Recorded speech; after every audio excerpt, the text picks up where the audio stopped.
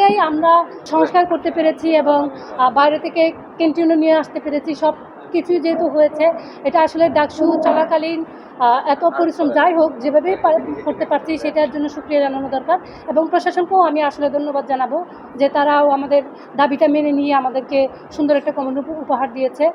আমি অনেক কাজ ইতিমধ্যে করেছি, কিন্তু কিছু কাজ মানুষ বিভিন্নভাবে একটা গোষ্ঠীর জন্য করছি বা এরকম বিভিন্নভাবে ট্যাগিং করা হয়েছে, কিন্তু আমার কাজগুলো আমি সবসময় সবার জন্য মুক্ত রাখার চেষ্টা করেছি।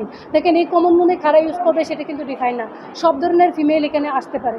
কিন্তু আপনারা হয়তো লক্ষ্য করবেন যে আমার যে কাজ এগুলো কিন্তু আজকে একদিনের মধ্যে হয় নাই, আমার 10 মাসের পরিশ্রমের ফসল আজকে দেখা যাচ্ছে। কিন্তু আমার অন্যান্য যে কাজগুলো এগুলো সামনে আসা মাত্রই মানুষ এভাবে হাইলাইট করে যেন আমি কোনো এক গণনার মানুষের জন্য করছি, যেটা আমার জন্য আসলে আমার খুবই কষ্ট লাগে যে মানুষের কাজকে অ্যাপ্রিসিয়েট করতে পারে না, সেই সাথে কাজকে জেনারেলাইজ করে যে মানুষের যে কষ্ট, কাজের পেছনে যে কষ্ট। আমরা তো শিক্ষার্থীদের জন্য কাজ করতেছি, তো শিক্ষার্থীরা অ্যাপ্রিসিয়েট করছে, স্টিল করছে, কিন্তু বিভিন্ন পলিটিক্যাল পার্টি অথবা বিভিন্ন ধরনের মানুষ তাদের বিদ্বেষপূর্ণ যে মানসিকতা সেটা আমাদের উপর চাপিয়ে দেওয়ার চেষ্টা করে।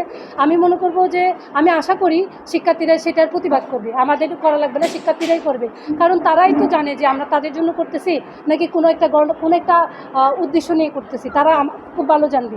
আমার এই কমন রুম দেখেন, এখানে কিন্তু সবাই আসবে, সবাই খাবে, এবং এটা বিশ্ববিদ্যালয়ের ফ্যাসিলিটি এই জন্যই যে শিক্ষার্থীরা এখানে আসবে, রেস্ট নেবে, খাবে, যাদের যা দরকার সেটা এখানে এসে তারা পরিপাটি হবে, মানে যার যা দরকার সেটা এসে করবে। তো এই যে বিষয়গুলো সেগুলো নিয়ে আসলে আমি কয়েকদিন ধরে খুবই ফেড আপ, কিন্তু আমার আবার খুশির জায়গা এটা হচ্ছে যে আমি যে পরিশ্রম করছি সেগুলো দিন শেষে সফলতার মুখ দেখছি।